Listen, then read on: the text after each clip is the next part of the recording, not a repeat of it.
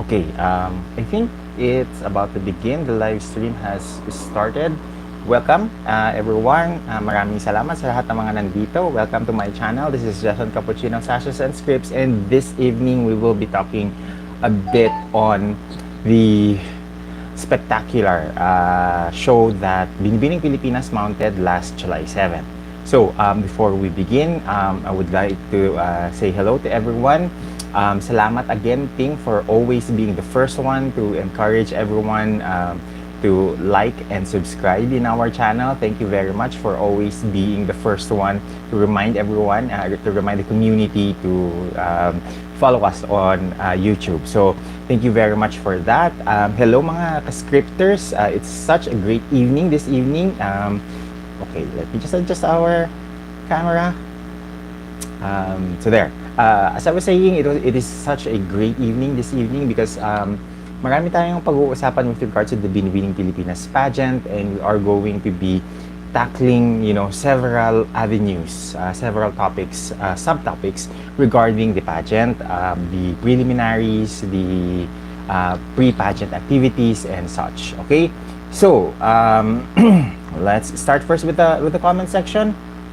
In the comment section, if you look at the upper right corner of your screens, there is a poll there that we started this evening, and I want to ask you once again, after the Binibining Pilipinas finals is done, after all of things that has been said with regards to the Binibining Pilipinas brand dying, I want to ask you now, with what you have seen with Binibining Pilipinas coronation night last July 7, do you still believe, or do you still think that the Binibining Pilipinas brand is a dying pageant brand?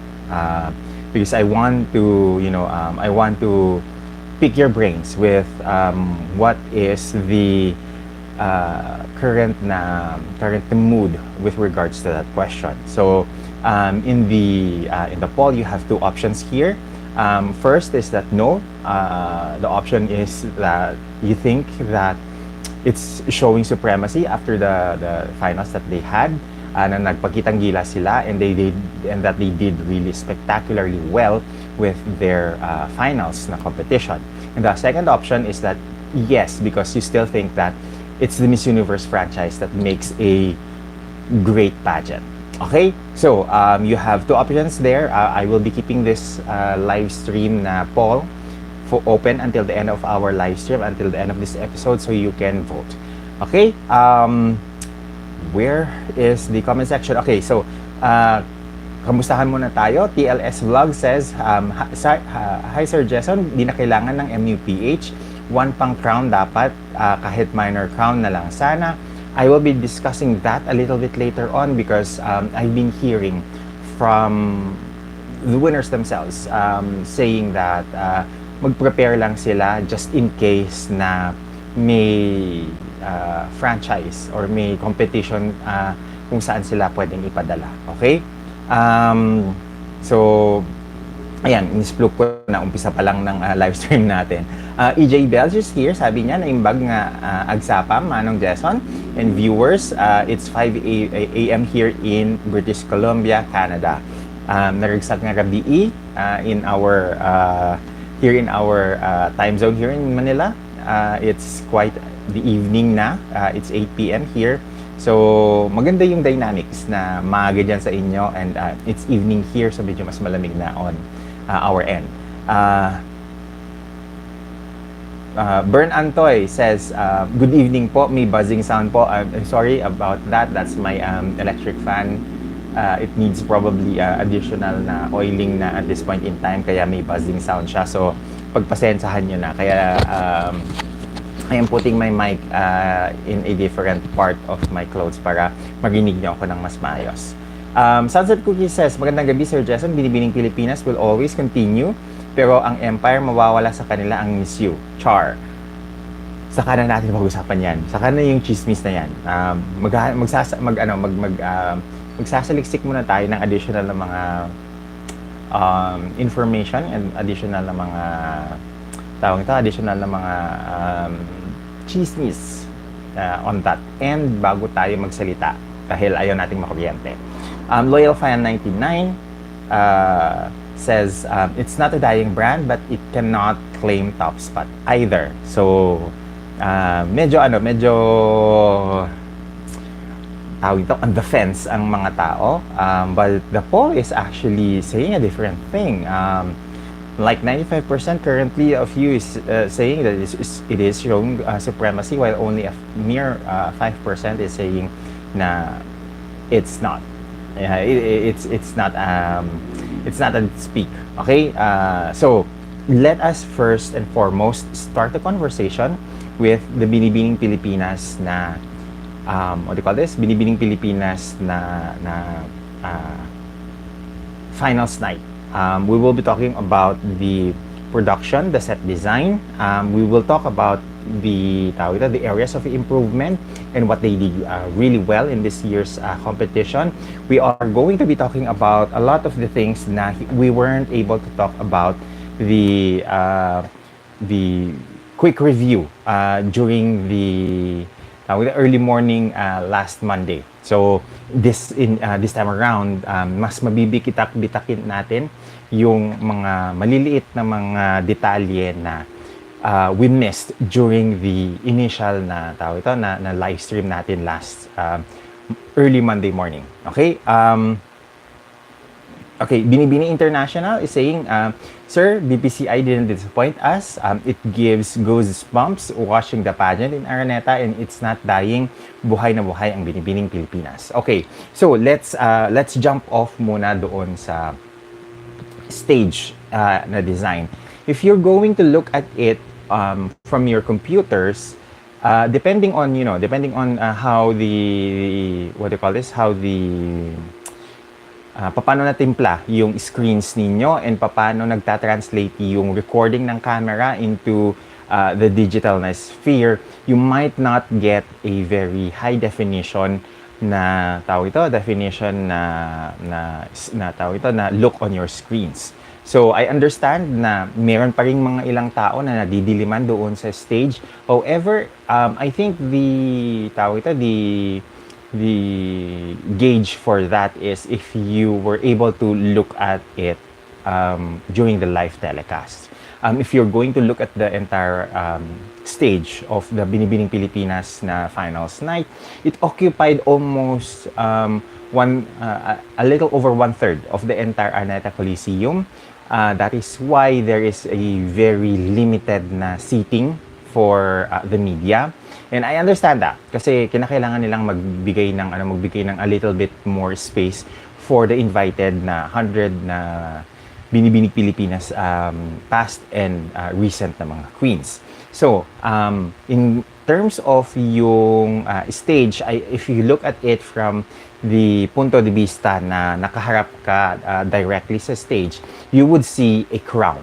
Yun yung kabuuan nung itsura ng Binibining Pilipinas stage. That is why if you look from a different angle, hindi mo makikita yung kabuuan ng stage. You wouldn't see that it actually looks like a massive crown. It makes sense that each of those floating na LED panels look like diamonds yung kanilang mga screens. It's because when you look at it from a front angle, you would say that it looks like a massive crown and with the diamonds all over. And this diamonds is something that we have seen repeated over and over in multiple na mga iterations of the stage. As well as if you look at the Binibining Pilipinas na Binibining Pilipinas na mga socials, may common thread and commonality doon sa diamonds na theme this year. I was actually quite, when I was reviewing yung mga gusto kong i-discuss for this evening's live stream, I actually looked at the crowns created by Manny Halasan, and I noticed that several weeks back during the press presentation, na-foreshadow ko yung possibility na ang gamitin na tugtog for the opening night is the Shirley Bassey remix of her rendition of the song Diamonds Are Forever, which is, as we all know, it's a 007 James Bond na theme song for a movie way back when I think it was Sean Connery who was the James Bond back then. So it was really, it was really for me a great idea to tie in everything with the diamond theme. And now, finally, I can actually, I can actually divulge this. There is apparently no other record of 100 beauty queens joining or being present in a pageant event that has happened in the past, in the past 50, 60 years. So this is the first time that we will ever see 100 beauty queens, 100 Binibining Pilipinas winners attending the event. Now, I am not yet sure if this is a record that has been recorded at the Guinness Book of Records. But I think if the Binibining Pilipinas organization, the BPCI organization, would take steps into, bringing this into light with the Guinness Book of World Records, I think they have a shot. So, isipin na lang natin na this is something na could be a record breaker or a record holder for the pageant industry as a whole dahil hindi pa siya nagagawa ng kahit na anong national or international na pageant systems. Only Binibining Pilipinas has done that so far. Now, with regards, going back to the stage, there were, if hindi nyo nakikita doon sa screen, there were additional na mga round tables during the entire Binibining Pilipinas pageant where mga past queens are seated. They were served dinner, and from what I've heard, it's either from Prana or it's from Chibo. I am not sure. I haven't double checked yet with people in the know, but that's what I've heard. That it's either the food that were served for the Binibining Pilipinas queens were either from Chibo or from Prana, which is a Indian restaurant in Novotel. So, alam niyo yun, you know that ginastosan talaga ito ng Binibining Pilipinas because everybody has everybody has given consideration doon sa proceedings at hindi magutom yung mga queens na dadalo.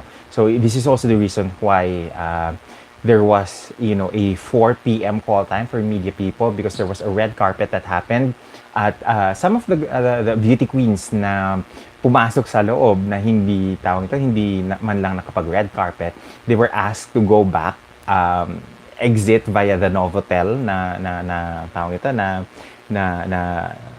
may alleyway kasi yan ang Novotel and Araneta Coliseum na pwede kang dumaan, and there is a car that could be waiting for you at Novotel para dalhin ka ulit doon sa Red Gate. So these are the things that I think Binibining Pilipinas has very much well planned so that if in case na kinakailangan mag-walk ng red carpet ulit ng mga queens, they are able to do so at meron silang mga sasakyan na will lead them to the red carpet.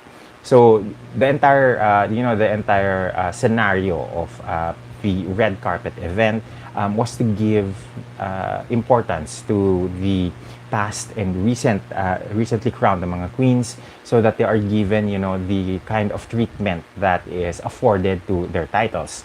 Now, some of the beauty queens na nag-red carpet, some of them hindi. Catriona was not able to do the red carpet because she was preparing for her turn as host. However, Tia Wurtzbach, Gloria Diaz, past queens like Desiree Verdadero, Melanie Marquez, yung mga ibang kabatch in the 90s and 80s ni na Desiree at saka ni Patty Betita were able to walk the red carpet, not runway. Okay, walk the red carpet, and that was a great thing to have because I think nabigyan ng importansya yung kanilang mga titulo. Janicel was there, who I believe who isa sa mga nachichi sa amin that among all the girls, among all of the past Miss International na mga representatives natin sa Pilipinas, she was one of the the queens that really helped what's her name again? Really helped Kylie Versosa with regards to behind the scenes na preparations.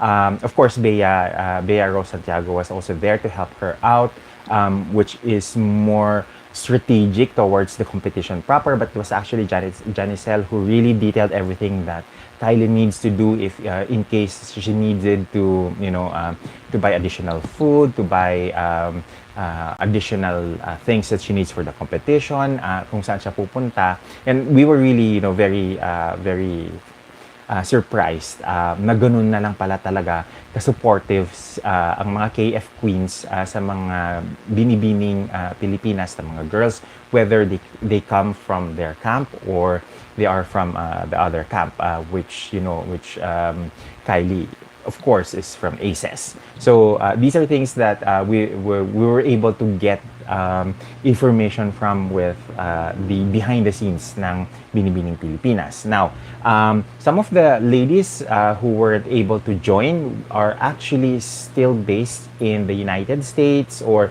are traveling around, so hindi sila nakarating.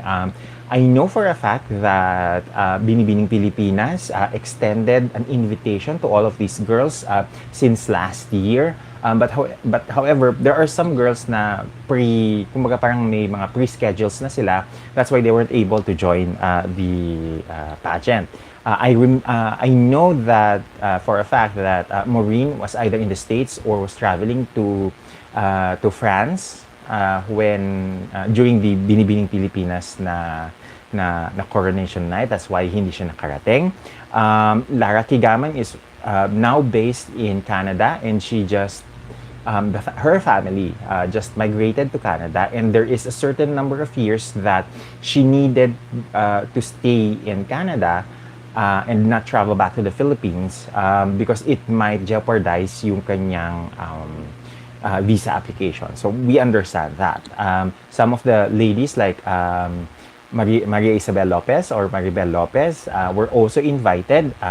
Contrary doon sa mga dun sa mga past issues ng Binibini with Maribel, she was actually invited this year, and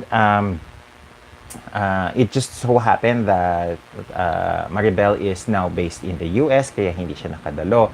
Some other girls, I think they were not able to join because of prior commitments, and it just so happened na ganun talaga. There are some instances na hindi talaga sila makakadalo. I have no idea with regards to why Miss Margie Moran wasn't able to walk the red carpet or the stage during the tribute to the winners of international competitions. But I've heard rumors that Margie actually was using a cane to move about. So it's either may sakit siya or she is experiencing pain in her body, kaya hindi siya as active na to move about. So those are the things that I have heard so far. Excuse me. And I am not sure. I cannot factually, say that these are what happened, but these could probably explain, these things na absent yung iba or hindi makalakad sa stage si Miss Margie. So whichever it is, we hope the best for them, and we hope for the speedy recovery kung may sakit po si Miss Margie, and we wish them well. Okay? Now, with regards to the pageant broadcast, ang ganda ng pacing ng pageant. Maayos yung recording ng bawat segment. Walang mahaba-habang mga commercial breaks. There are no unnecessary na mga segments that is introduced into the entire show. Yes, I agree. I've mentioned this multiple times in the previous live stream regarding the bad angles, but it is what it is. We're hoping that in the future, in the next edition, we get the more streamlined na camera angles that we are experiencing. Now, I want also to address some, social media na mga postings ng mga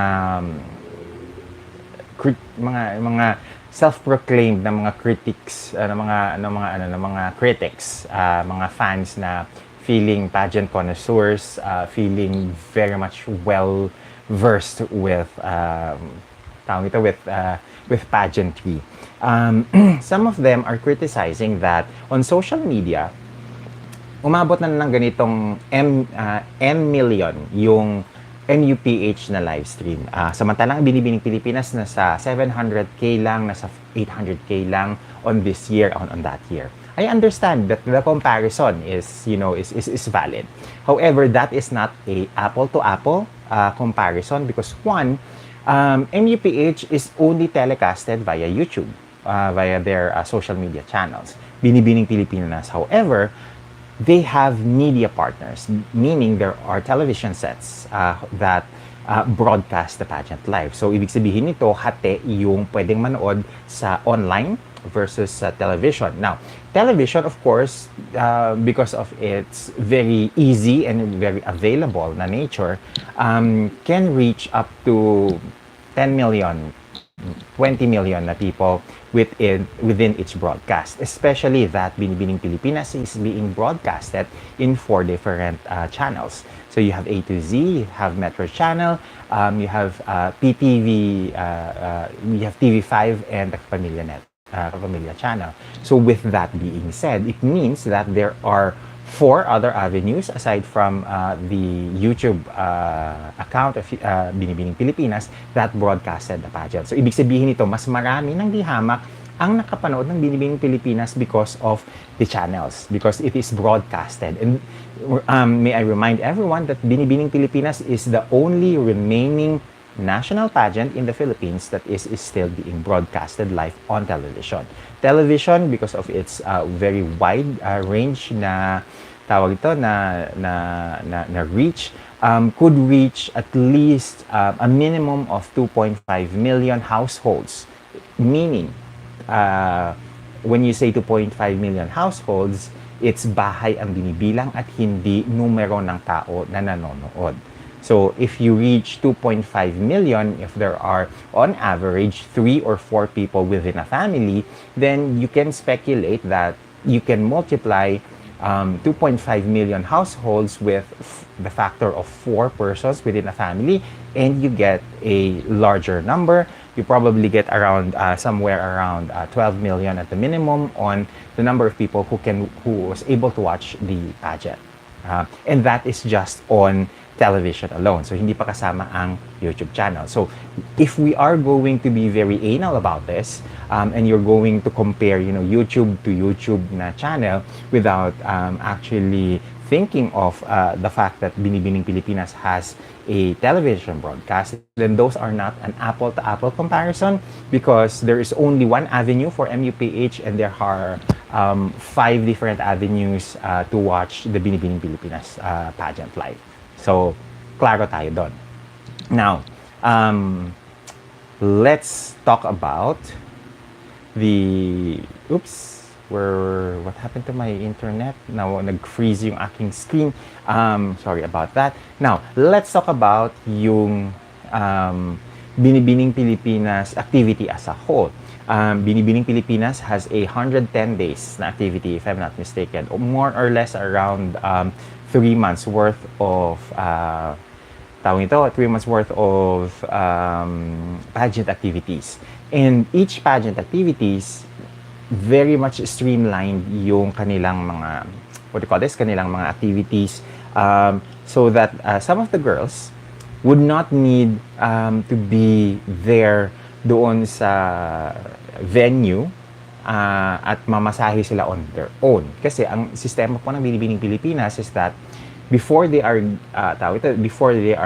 transported doon sa venue, whether it's in Batangas or in Caloocan City for their sponsor visits, lahat po sila kinakailangan may time in doon sa Araneta City. They have a logbook kung saan sila pipirma ng attendance nila, anong oras sila dumating, so that alam ng mga Binibining Pilipinas mga handlers, the black boys as well as si Ate Jen, yung isa sa mga security nila, na dumating sila on time. So this is one of the reasons why natatrack nila kung sino yung parating late, sino yung may tawag ito, may issue with attendance. That way, monitored nila yung attitudes, monitored nila yung what do you call this, yung attendances nila ng mga binibini, because this is something that is very important to the Japanese people, especially at Miss International. So dito pa lang sa Pilipinas, natitrain na yung mga binibini natin na hindi maging late. Okay? And the beauty about Binibining Pilipinas is that karamihan ng mga gastos ng mga candidates alleviated because they don't have to pay for their own photo shoots, for the glam shots, the swimsuit shots, the evening gown portraits that you see on the Binibining Pilipinas na souvenir program. Lahat yon gastos ng Binibining Pilipinas, so there is less investment on the candidates themselves. Aside from that, days before the finals, binigyan lahat ng 40 candidates ng Binibining Pilipinas ng a pair of pearl stud earrings. So this is why Binibining Pilipinas is really a pageant system na takes care of their candidates. It is also the reason why that we are very much alaga in terms of the media, because bawat event ng Binibining Pilipinas may pakain sa media ang organization. And this is the reason why when it comes to pre-pageant activities, hindi lang alaga ang mga candidates but also the media people who are attending the events. Whether it's the chibo na buffet doon sa press presentation, or the buffet at the Novotel Hotel, Ibis Styles Hotel during the arrival and press meet and greet ni Andre Rubio, or yung mga box na mga lunch from Pizza Hut ng bawat event on the Araneta City na area. Lahat kami nabibigyan ng food. So this is how alaga ang mga tao who cover Binibining Pilipinas as well as the candidates themselves. So in terms of pre-pageant, wala tayong masabi, wala tayong maipintas.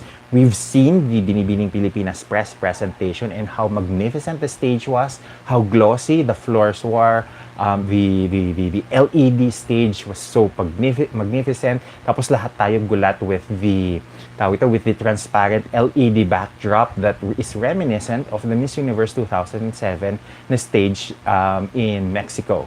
So we are really treated to an international level kind of competition dito pa lang sa national na stage, because if mamarapatin kong sabihin, compared to Miss International or even Miss Globe, or even some other mga international na mga competitions or even national competitions, di hamak na yung stage at yung prestige ng Binibining Pilipinas is almost at par with some international competitions. And I think that has been proven again and again during the multiple na mga events ng Binibining Pilipinas this year, whether it's the preliminary the press presentation show or the national costume fashion show. They were able to really give people something to talk about. Now, since we've already mentioned about yung mga camera angles, yung mga stage designs in the previous na live stream, let's now move on doon sa budgets ng Binibining Pilipinas. Again, this is just mere speculation. This is mere rumors, but it is being whispered among insiders that the budget for Binibining Pilipinas this year is probably around 12 to 15 million pesos. Now, I understand na for other pageant systems, other major pageant systems, nasa 10 million yung kanilang budget sa buong taon. with Binibining Pilipinas this year, yung 12 to 15 million allegedly is only around for the entire duration of the pageant itself. So, ibig sabihin, from the applications opening ng applications last January or February of this year until the finals of this year. And mind you, 3 million pesos of those, or rather 4 million, more or less 4 million of those budget is not alleged, it's confirmed, is funneled in as cash prizes for the winners and as a donation to World Vision Philippines, which is the charity partner of BPCI this year. So, ibig sabihin nun, 4 million of the alleged 12 million or 15 million na budget is naka-allocate na doon sa cash winnings ng mga Binibining Pilipinas winners.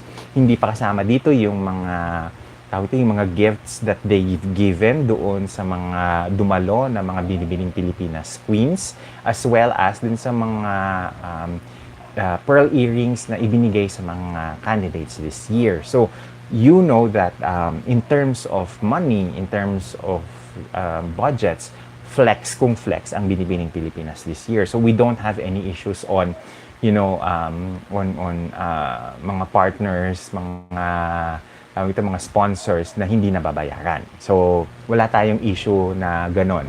Unlike doon sa trophy di umano na hindi nagkaintindihan sa X deals from my perspective doon sa kabila.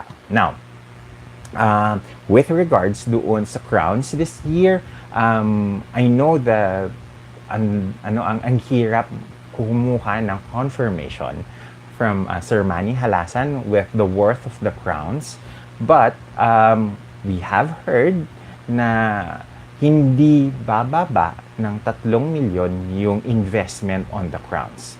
I am not yet sure kung kasama pa yung scepters. Kasi yung scepters, definitely separate budget na naman yon. Kasi ang nabanggit lang na dun sa rumor that I've heard that nasa 3 million plus is only the crowns. So it's not even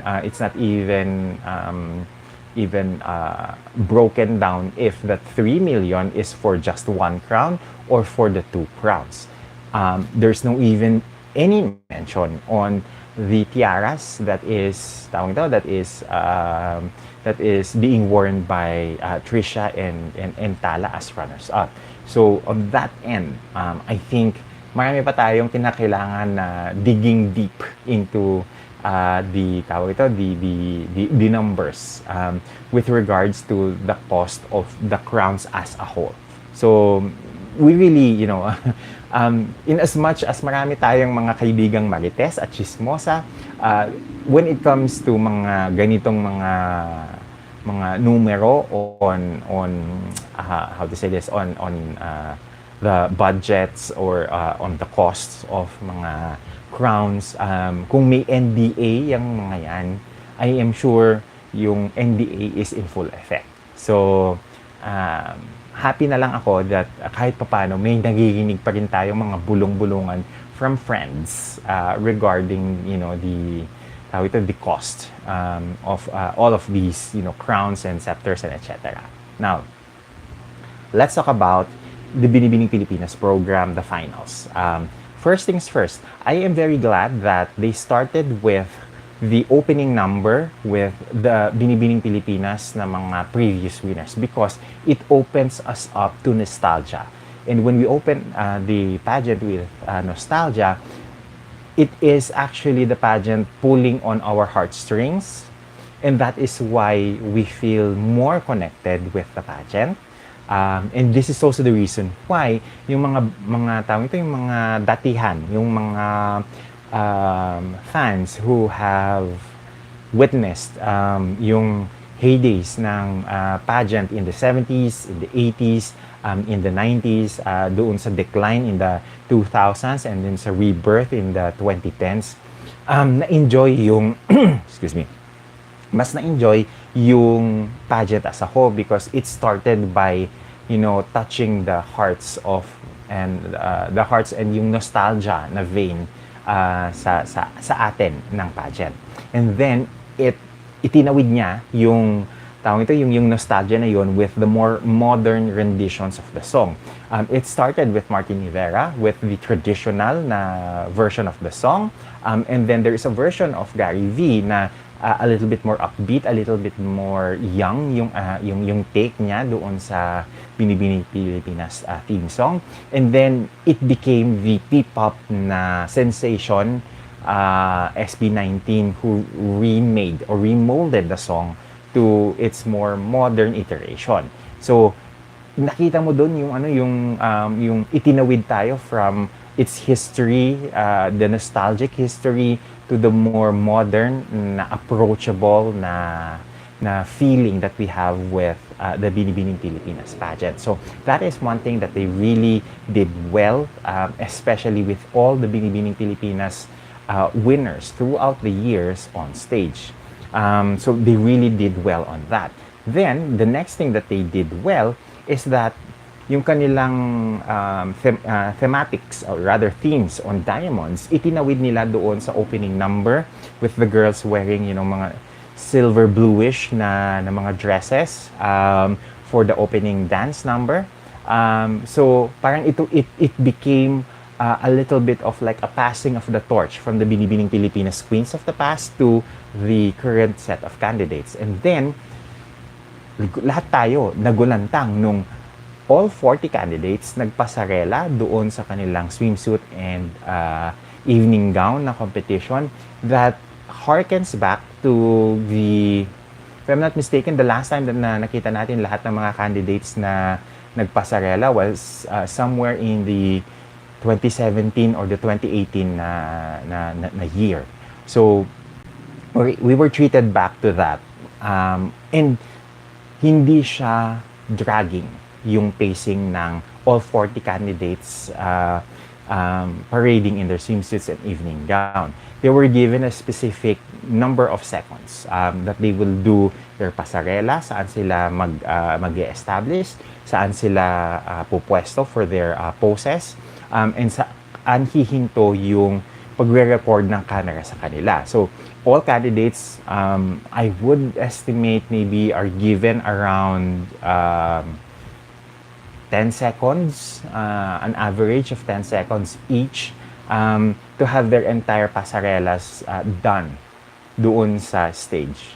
And apparently, kaya naman pala yung very brief and very brisk na competition for all 40 candidates in their evening gowns and in their swimsuits, if you are able to be more efficient and plan accordingly with your camera angles and with the music that you're going to use doon sa pageant mo. Now, I am glad na nagkatotoo yung matagal ko nang pinupush on our live streams. I know you're a witness to that, na I'm always hoping and pushing, dropping hints na sana kahit man lang top 16 or top 15 yung kunin ng Binibining Pilipinas this year for their first cut. I am very happy that they did a top 15 after pinagpasarela muna nila yung lahat ng 40 candidates doon sa finals. That way, each candidate would feel that they had a moment on stage. And they deserve that moment din kasi eh. So they had that, what do you call this? They had that moment where they shone on stage, at nakita sila, recorded sila doon sa camera. At hindi yung opening introduction lang and then tapos na yung kanilang involvement. So I think that was a stroke of genius for the Binibining Pilipinas team. And I am happy that sana ituloy-tuloy nila yung gawin nila for the future na editions ng Binibining Pilipinas. Now, I am quite also happy that we had a very, very effective na 5 all-female hosts this year. I was a little bit apprehensive, to be honest, doon sa 5 na all-female host. Because una sa lahat, I was worried na baka hindi mag-mesh yung kanilang mga personalities on stage. Of course, we all know that Nicole Cordoves and Catriona Gray has already has already have an established friendship throughout the years. So yung pag-mesh ng kanilang personalities are very much well entrenched into their hosting. I was worried that yung addition of Rufa Gutierrez and Kylie Versosa might throw the balance in the way that they are, how to say this, that they are interacting on stage. However, I was quite surprised na kaya naman palang dalhin, na nagme-mesh din naman ang personalities nila. I think it would be a riot to see, Rufa and MJ, hash it out with their, very witty and they're very funny na banter. I think that those two girls really would be a great tandem more often on stage. I am happy that Kylie was also there because Kylie has a very professional way of hosting. Kumbaga kung medyo kalog sina Rufa, sina MJ, Kylie is able to bring, the Miss International na discipline and toned down na not elegance, toned down na tawag ito na energies na queenly and controlled yung delivery of spills, delivery of the way that she interacts with the hosts and the candidates. I think Kylie added a tone of seriousness in the way that all 5 girls are able to navigate the hosting game. Si Catriona and si Nicole kaya din gawin yon at kaya din lang magkipagkalog. So very much very well balanced yung 5 mga hosts for that evening. I am quite happy with the all-female na mga na mga what do you call this, na mga judges this year. However, if it was my preference, I would want that in the future we have, a balance of male and female na mga judges because we also want, representation of the male gender in the pageant. Whether there are homosexuals or heterosexual na mga judges, we want diversity in thought, in race, in body shapes, sitting at the judging table, because if you want to have a diverse set of winners, you bring into the table a diverse set of judge, a diverse set of selection committee to sit at the judging table. Okay, so overall, I am quite happy with the 15 semifinalists who made the cut. I am heartbroken for 2 women, and that is Lizelle Jones and Vera Dickinson. I think that yung top 15, siguro ang differences nung mga nakapasok sa top 15 versus yung mga hindi is just, decimal points yung pagkakaiba. Remember the Abigail Arenas na conundrum in Miss Universe in 1997 that she lost to Nafisa Joseph of India by just a fraction of a point, by 0.01 na tawag ito na napakaliit nung decimal na yon to make it into the semis. I think that's the scenario with Lizelle and Vera. I am hoping that Vera would come back into Binibining Pilipinas in the future, maybe in a year or 2, because I think Vera just needed a bit more spice in the way that she is presented, because napaka Miss International nung packaging niya, na it comes off as a little bit unapproachable.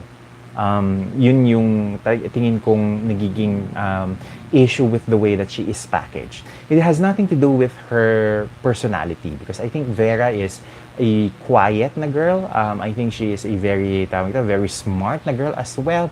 But it just didn't translate well on stage yung kanyang personality.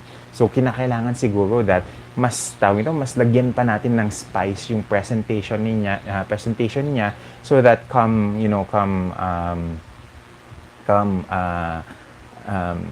next na mga edition or future editions ng Binibining Pilipinas, she will be able to to really create a strong impact sa mga judges, because that is the difference, I believe, na nagawa nung the likes of Carmela Quaresma,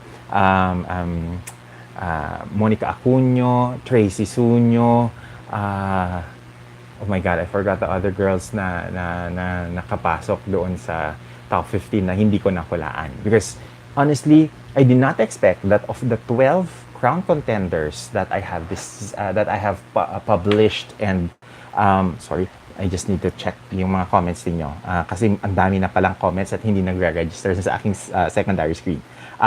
So okay, I will tawag ito. I will check back na lang doon sa mga comments nyo a little bit later. Tapusin ko muna itong mga notes ko kasi ang dami kong notes. I have like 15 points and we're almost on the 9th. We're on the 9th na points that I wanted to tackle. Now, going back doon sa sinasabi ko with regards to the Binibining Pilipinas top 15. I have 12 crown contenders that I have listed. And out of that 12, 10 of them made it into the list.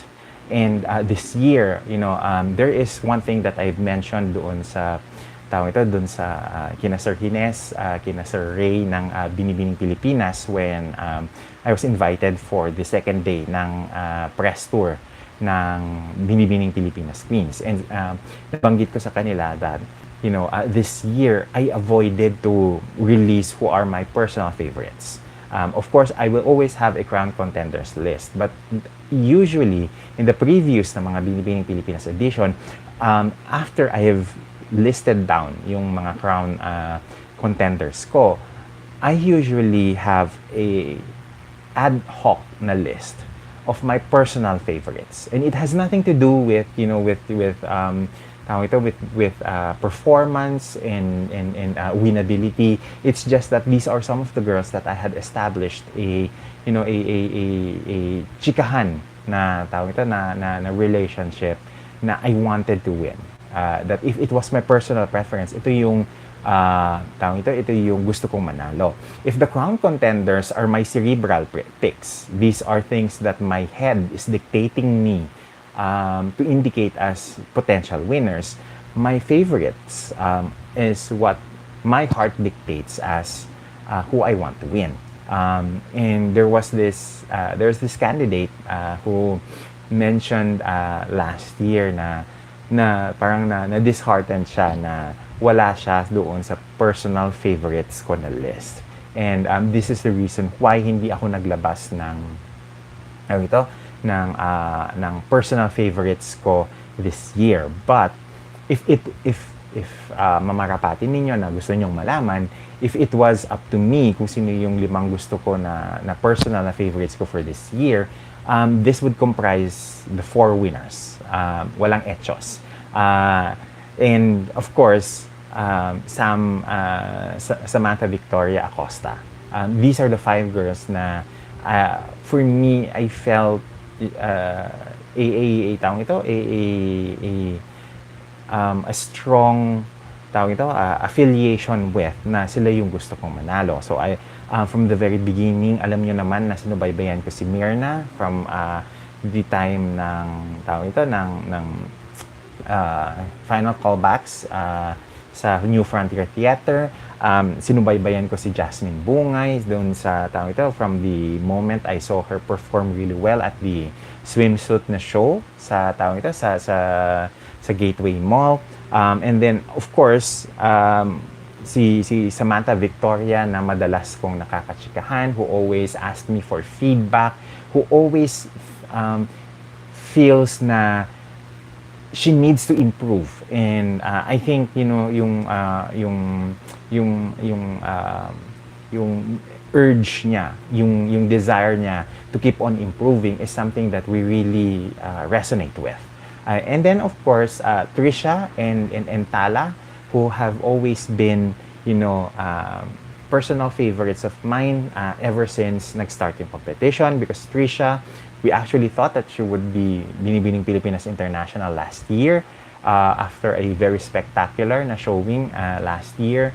And then, of course, Tala being, one of the most easily to pick out in the lineup because of her gorgeous face.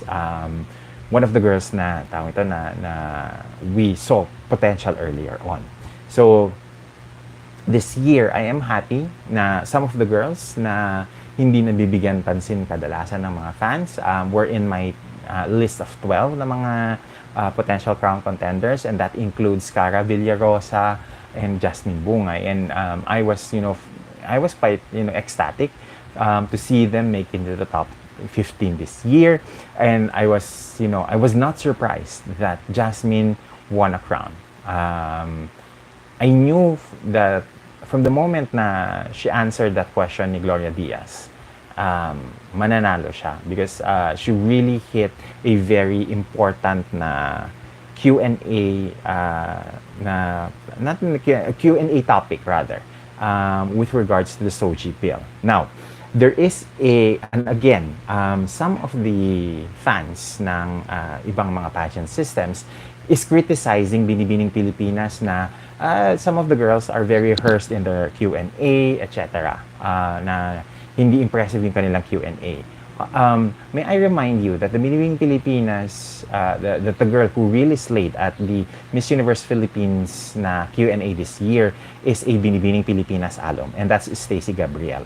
And if you are going to compare apple to apple yung MUPH na mga Q&A versus Binibining Pilipinas na Q&A, you have first to look into the quality of questions, because with Miss Universe Philippines, shallow yung mga questions, admittedly. I know for a fact that these mga questions is a form of a dekahon na question that is being asked at numerous na mga pageants. Unlike in Binibining Pilipinas, where you have Phoebe Godinez being asked about the sovereignty of the Philippine government on the West Philippine Sea, which is very political in nature. And then you also have, a judge like Gloria Diaz, who does not read kung ano yung naka-indicate na mga questions that is provided for sa mga judges. Gloria Diaz tends to go off script and ask her own questions. So it doesn't, it doesn't matter if you give her an easy question to read for whoever picks her as a judge. She will always go off script and ask her own questions. So ganun siya ka-tricky. And the question that she asked on Jasmine Bungay, that is a tricky question, because paano kung na-mental blank ka at wala kang maisip na ano yung gusto kong sasabihin if I am given 30 minutes to talk? Diba? There are so many topics all over the world na you are spoiled for choice that sometimes it becomes a daunting task of picking one important issue to talk about. So that is something na you really have to be mentally prepared to handle on. So with all due respect, Binibining Pilipinas questions are much harder, I believe, as compared to the MUPH questions. Kumbaga, dekahon kasi yung mga questions ng MUPH, and these are things that you would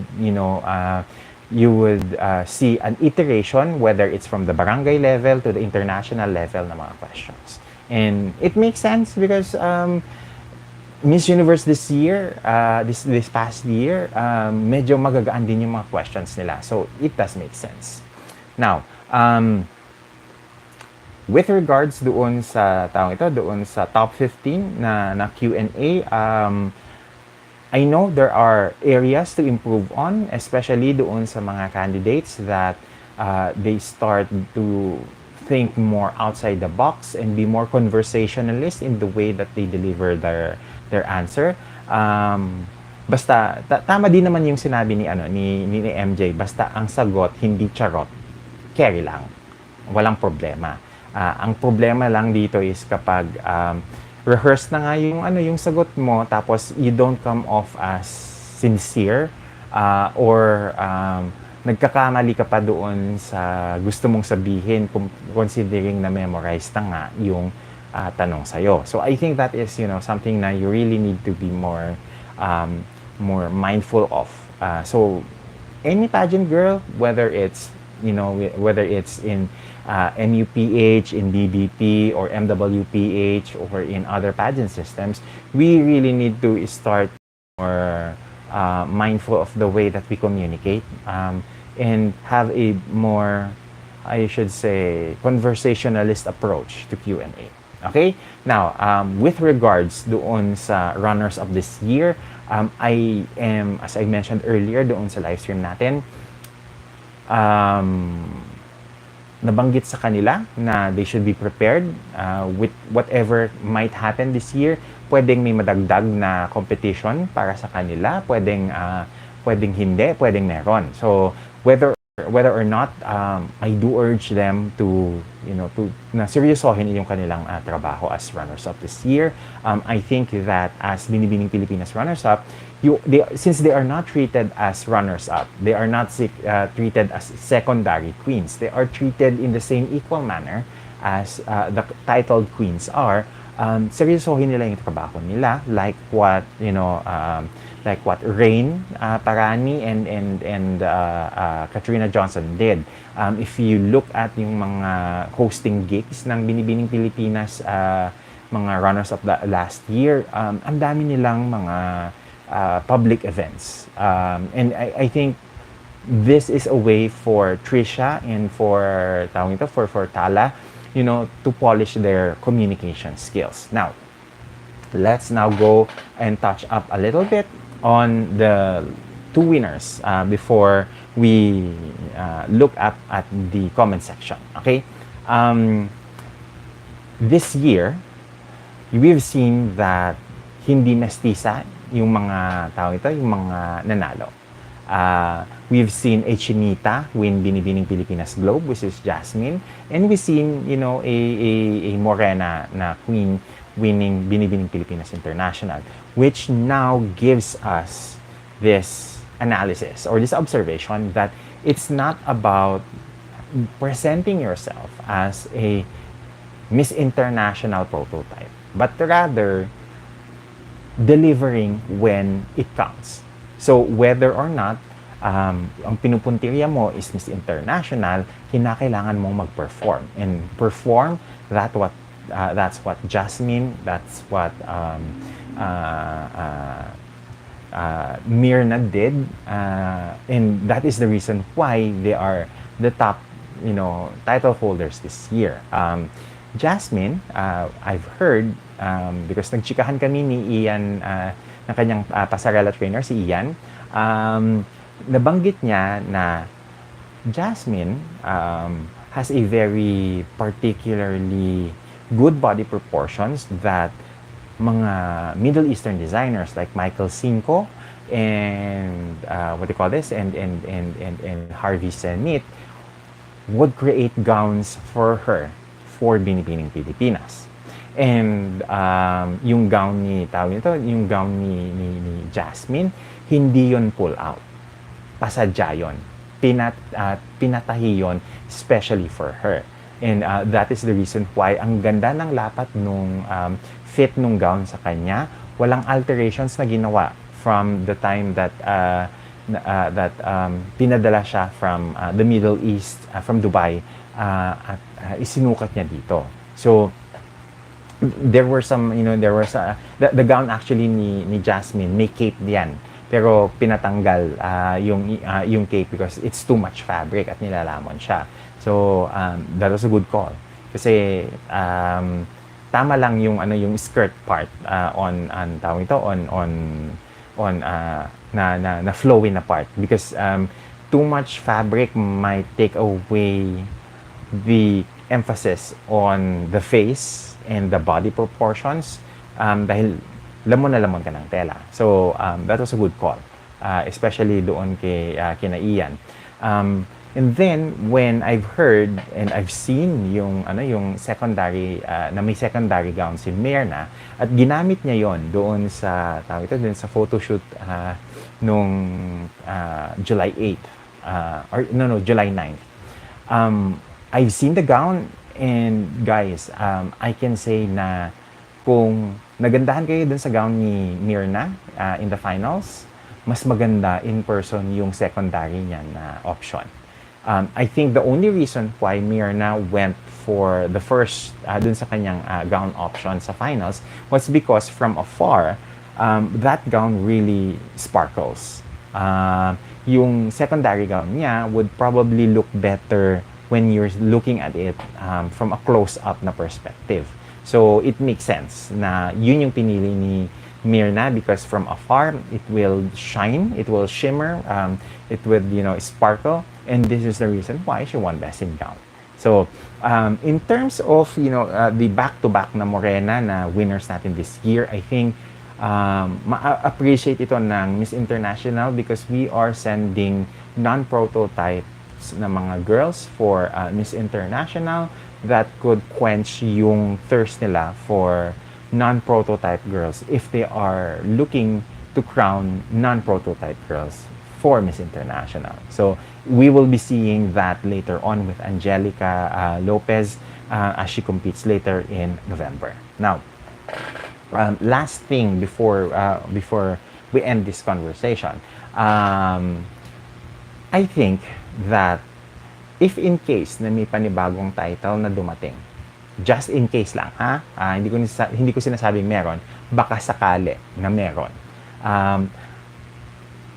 If it was up to me, if it was up to my decision, I would rather have Trisha compete while ire-reserva ko si Tala because I think if Tala finishes her reign as first runner-up and come back next year or the year after next year and compete again for Binibining Pilipinas, she could be, an easy shoe-in for the Miss International Philippines title. Tingin ko kulang pa na kumbaga parang kinakailangan pang pahinugin si Tala and to be more ready for an international competition. Kinakailangan niya munang ma-experience yung professional na na setting ng Binibining Pilipinas, so she knows how to navigate yung intricacies ng competing at an international level later on because nakita na niya kung paano yung trabaho at Binibining Pilipinas. So when it comes to an international competition in a year or two, she is much more ready to handle the job, and she's much more ready to look at it from the perspective of a pageant girl who has experienced what she has experienced as a Binibining Pilipinas first runner-up. Much like what Janine Tugonan did, like Pia Wurtzbach did, and Gabby Basiano did when they were first runner-up in their respective years. So, it's just me, but I think kung minor man yung or major na title yung may bigay na panibagong title na babalik or makukuha ng Binibining Pilipinas, I think we need to send someone na hasana na kaya na yung ganung level of competition at an international level at hindi yung kinakailangan pa natin pahinugin. So I also want na with Tala, we give her the high caliber na international competition na tingin ko kaya niyang manihin sa competition. Okay? Wow. Medyo marami rin na rin tayong mga comments. So let me run through siguro yung mga questions ninyo, okay? And let us check yung, what do you call this, yung mga comment section. Okay. I think we ended up with Binibining International. Okay. So let me see in this other. Okay. So, ES Chicago says, when they introduced Miss International winners, was Aurora P1 supposed to attend? They did mention Lara Kigaman, ES Chicago. They also mentioned Aurora Pihan as well. L Street PNG says, for the red carpet, your comments on the hosts, Sam and Wise, they are not really pageant expert. That is why some questions are off. I wasn't able to, hindi ko sila minatyagan doon sa tawag ito, doon sa they call this, doon sa red carpet. Kasi yung red carpet na hosting gig nila nasa loob na mismo ng lobby ng what do you call this, ng Araneta Coliseum. So we didn't see yung paano sila nag-host. What we saw is yung mga nagsisidatingan ng mga tawag ito, ng mga beauty queens. So iba yung experience na experience namin at the red carpet versus yung what was shown on the live stream ng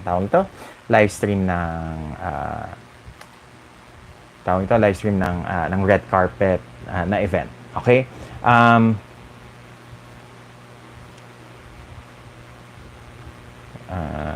TLS Vlog says, Sir Jason, magulo ang camera angle pag si Mr. M ang director. Mas maayos yung camera angle last year. Aminin natin, ito yung pinakabonggang Binibining Pilipinas. Agree. This year, wala kang masabi doon sa pageant. It is just, for me, a area of improvement. Yun lang yung gagalawin nila from my perspective to make this even more perfect. Sunset Cookie, I've already answered that question earlier with regards to Miss Margie Moran. Travel Junkie, sabi niya, hello Sir Jason, present po. I really love the opening. Mutya Datol and Alice Dixon, pinagamaganda nung gabi for me. Honestly, si Mutya parang hindi tumatanda. Loving it for her na she still looks as fresh and as young as the day that she was crowned Miss Supranational. Alice Dixon is another Binibining Pilipinas International na tingin ko parang hindi tumatanda, na hindi nag-age, much like how yung kanyang mga yung mga contemporaries sa showbiz like Don Zulueta are aging really, really well. Okay? Okay, nasa na tayo sa mga Burn Antoy. Overall po ang ganda ng production. Medyo off lang yung worm's eye view na shot at yung camera angles para ma-feature ang pasarela. Blurry din po ang camera sa right side kaya di same ang clarity. Okay, EF Chicago says, Maricar Balagtas wasn't able to walk the stage as a former Miss Globe. EF, since nabanggit mo ang Miss Globe, apparently, I'm not sure, I think I mentioned this sometime in the past because yung original na the Miss Globe International na competition kung saan nanalo si Maricar Balagtas, when nag-away-away yung mga owners at nag-split up, isa sa mga naging subsidiary ng mga titles or competitions na nangyari was the current The Miss Globe. So, that is the reason why, Maricar Balagtas is considered one of the 3 winners of the Miss Globe na pageant.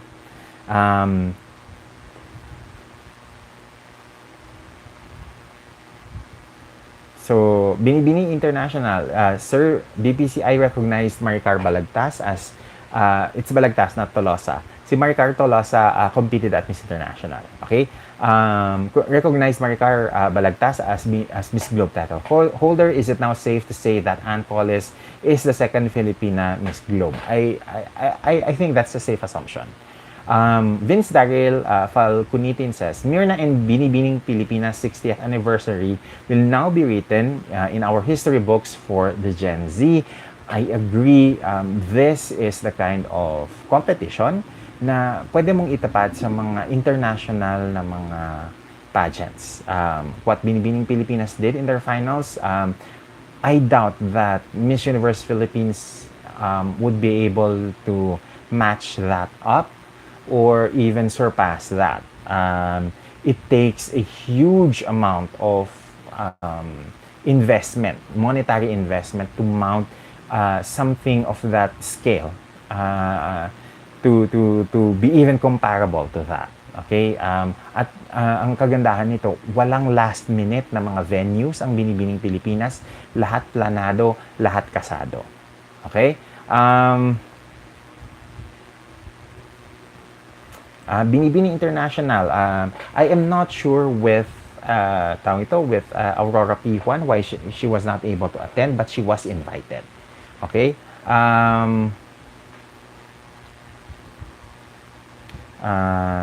Okay. Sorry. Some of the questions that you've asked are already answered. So, yung iba, I am just gonna skip na lang para hindi tayo mag-overtime dito sa ating live stream. Okay, sabi ni Pageant Fan NYC, wow, I love your explanation about the viewership comparison. Very true. I think we need to educate yung mga audiences, yung mga fans, because they think that if you're going to compare, yung ano lang, yung ano yung nakikita mo. But the thing kasi is, if you're going to do a comparison, you really have to be smart about those comparisons. There is a reason why Binibining Pilipinas have lower numbers in their social media account, because they are not reliant on their social media for exposure. Ang exposure kasi nila includes the traditional broadcast media. So that is the reason why when it comes to to their finals, mabababa yung kanilang YouTube numbers, because there are more people who would opt to to watch the television broadcast of the pageant. And this has nothing to do with monetization. Of course, kung gusto kong ma-monetize yung aking finals, I would just put it on YouTube. Kikita pa ako nun. But if I want to reach more people, I would partner with a television na station for it to be broadcasted. Kaya apat yung yung broadcast na stations that Binibining Pilipinas is in partnership with for the finals. Kaya I understand that their social media numbers, their YouTube numbers is going to be lower, because of most people would probably be watching on their television sets. Okay?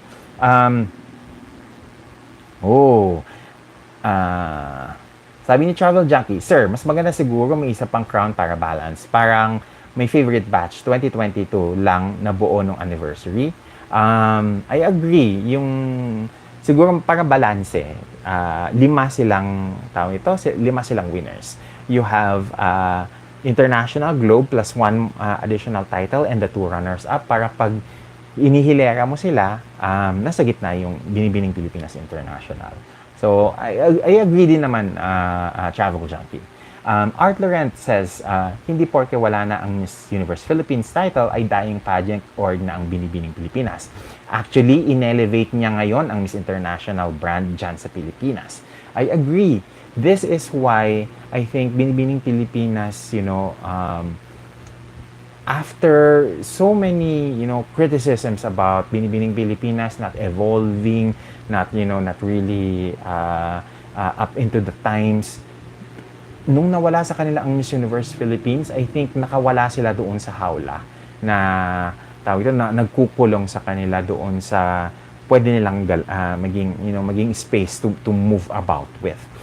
When they lost the Miss Universe Philippines na title, na franchise rather, mas naging free sila to, to experiment more, to do more with their pageant systems dahil one, I think malaki din kasi ang gastos ng MU franchise. So we now know na during the time, the 2010s, umabot na doon sa $80,000 yung franchise fee na binabayaran ng ng Binibining Pilipinas sa Miss Universe. And if every year nagtataas yung kanilang franchise fee, hindi ako magtataka na pwedeng totoo yung chismis na nasa $120,000 yung franchise fee ng na binabayaran ng Pilipinas during the time that it was still with BPCI. And if totoo na this year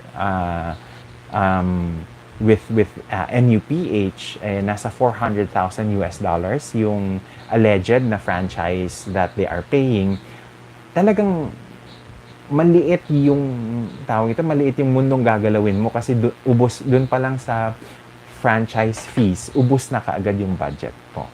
Okay? That is also the reason why nag-e-expand into provincial na mga mga titles ng mga affiliated partners yung pageant dahil kailangan nila ng pera dahil may bidding war na namang mangyayari this September during the Miss Universe pageant later on kasi annual ang bidding ng pagkuha mo ng franchise. Okay? Now, ano muna tayo? Inom muna tayo ng tubig at natutuyan na ako ng lalamunan. Vanessa Dancel says, kahit nawala ang MU at iba pa nilang pageant international franchise, tapos yung pre-pageant activities nila at paano nila na-improve yung production nila, hands up ako sa kanila. Okay?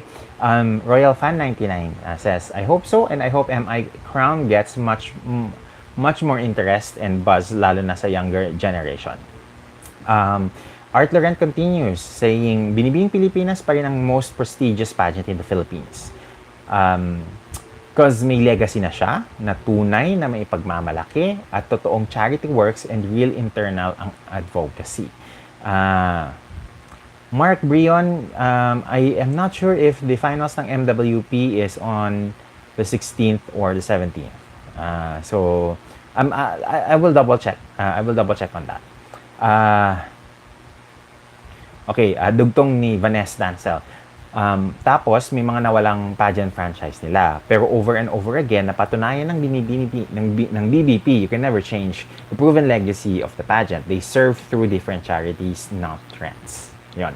Sa Friday, yung final coronation daw ng MWP 2024. So, that would be... ano ba ngayon? It's 13 ngayon, so that is a 19, July 19, okay? Dan Sam says, actually, Tala and Trisha's tiara looks like Samber's BBP Grand Tiara, pero at least gawa rin yun ni Sir Manny. Hindi nakaw yung design from Taytay. Yes, the tiaras actually resembles the tiaras na ginamit ni Sam as Binibining Pilipinas as Miss Grand Philippines. So, yes, they have similarities, I think. And this also tells you na 2019 pa lang, may mga, or 2020, I believe, may mga plano na ang Binibining Pilipinas to upgrade their crowns. It just so happened that because of the pandemic, minabuti ng Binibining Pilipinas to be more mindful with the ostentatious na show of wealth. Kaya they inusog nila to the 60th anniversary yung launch ng new crowns by Sir Manny. Okay?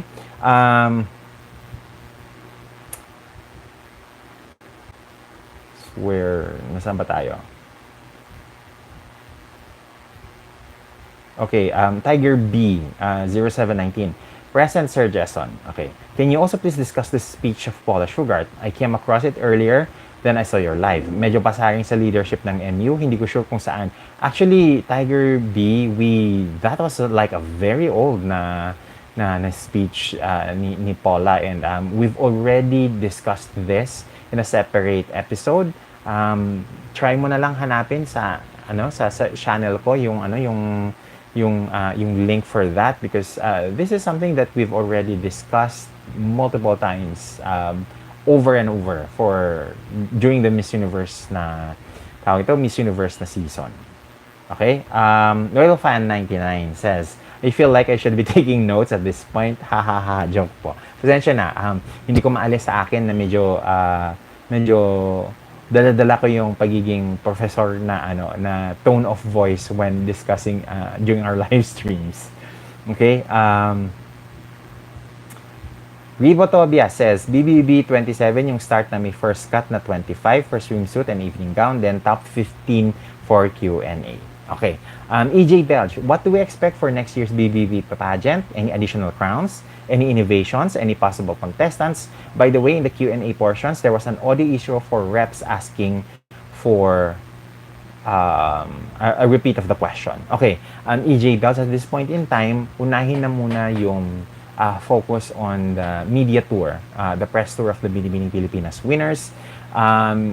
They need to start, at least in the case of Jasmine, she needs to start preparing for her Albania na competition later on.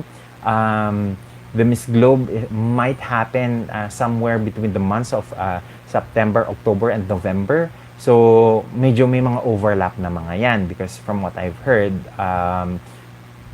if Miss International is somewhere around November, middle of November, baka ang Miss Globe sumusunod sa schedule na yan. So, may mga overlaps. And we're still waiting for an actual na splook on the Miss Universe dates pa. So, pwedeng yung mga pageants na yan, mag-overlap sila together. So, we're hoping, okay?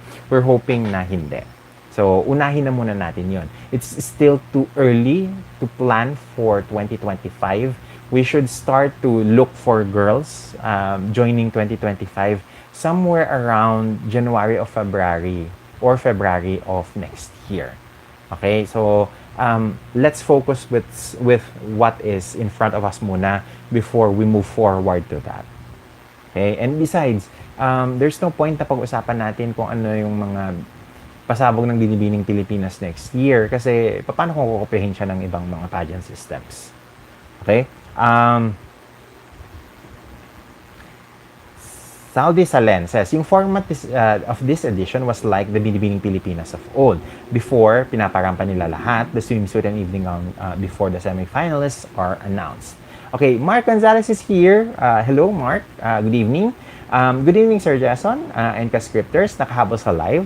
Sobrang saya ko sa Binibining 2024 from the production, pacing, and winners. Camera angles lang ang di okay for me. We share the same sentiments. If it was a pageant and we're going to rate it by the stars, I'd probably give Binibining Pilipinas 4.5 or 4 3/4 na stars out of 5. Okay? Ito na. Loyal Fan 99 says, the way Sir Jason is talking about BBP, I feel like it could stand on its own, ala Miss Earth, na instead of just selecting Philippine representatives. Yes. I think more than any other, any other international or rather national na pageants, yung Binibining Pilipinas talaga, yung pwede nating ipagmalaki in terms of professionalism, in terms of grandeur, in terms of prestige and legacy among the national pageants that we have currently here in the Philippines. Okay? Burn Antoy, yung question mo, I think I discussed that in the previous na live stream last Monday, early morning na live stream. So, go check it out na lang. Okay? Para mabilis na tayo sa ating live stream ngayon. Binibining International says, Miss Jensen was a surprise. Shannon Manzano, and she delivered well in Q&A. I agree. Nung gabi ko lang na yun, napansin na ang ganda din pala ng proportions ng katawan ni Shannon Manzano. Okay? Trisha Legacion. Hi, Trisha. Kumusta? If sa mga nandito na mga prescriptors ngayon, Trisha was actually behind me. I was, sorry ha, but I was seat hopping at the beginning of the competition. And it just so happened that just behind me is Trisha, na tawag ito, na pareho naming na-enjoy yung pageant ng Binibining Pilipinas this year. We were, comparing notes, and apparently we were both Trisha Martinez na supporters, aside from the many other Binibinis that we support, and we were quite happy with all the results. And Trisha echoes that in her comment here. Sabi niya, it's rare for almost everyone to just be accepting of the results. Good job for the org and the candidates. And also, if BBP is a dying pageant, they shouldn't have commissioned new crowns and donate to a specific charity. The Araneta Group will definitely sustain Binibining Pilipinas still. So I reckon BBP is here to stay. Okay? I agree. The mere fact na 4 million sa sa budget mo, nakatabi for cash prizes and for donation, yung 1 million to a charity, that says something about the power ng Binibining Pilipinas for this year, na kaya nilang magwaldas ng ganong karaming pera. Okay? Sabi ni Pageant Fan NYC, and the judges were all credible. One of the best set of jurors I've seen when it comes to pageantry. I agree. Effervescence. Sir, the top 15 po ba was chosen based on the preliminary competition or the finals night? The short answer to that is yes and no. Okay? How do I explain that? During the entire competition, the top 15 has already been from previous na experience. On the night itself, yung top 15 selected na yan. It is selected from the preliminaries, from the press presentation, the national costume shows, and every event na nandoon yung mga heads of state, kumbaga, yung mga yung mga pamunuan ng Binibining Pilipinas that take notes. And then, they also factor in yung attitudes ng mga girls, sino yung parating late, sino yung maldita, sino yung mabait, sino yung accommodating, sino yung hindi pala absent, hindi pala late. Okay, so all of these things are feedback to the organization. And by the time na, I assume that by the time na finals na, the judges are just scoring on the top 15 that was already selected doon sa mga previous na mga events. And by that time, I also assume na performance yung pinagbabasehan kung saan mapupunta yung mga top 15 na yon. And whoever, has the highest score, sila yung ide-debate as to which girl would be given the title na international or globe, depending on yung suitability on age, suitability on prototype and profile of the pageant. Okay? So, there. And this is also something na one of our one of our friends from ACES back then told us during the Binibining Pilipinas Gold na edition, na by the time na nag-finals na, ini-score na yung mga nasa top 15 starting pa lang ng introduction. So ano na sila kaagad. Kumbaga parang they are already given hindi tawag ito um, the scores nung mga nakapasok sa top 15. Okay? Nasaan na ba tayo? Kay. Okay, sabi ni Kay, I kinda anticipate po na si Jasmine Bungay ay magaling sa Q&A. After ko makita sa FB page niya na nanalo po siya ng luxury bag from Beauty Derm.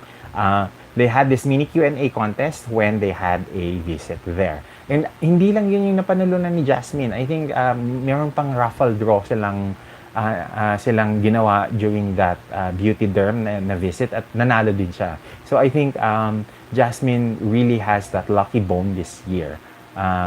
May something sa buto niya na swerte. Okay? Loyal Fan 99 says go international na, I think. Okay.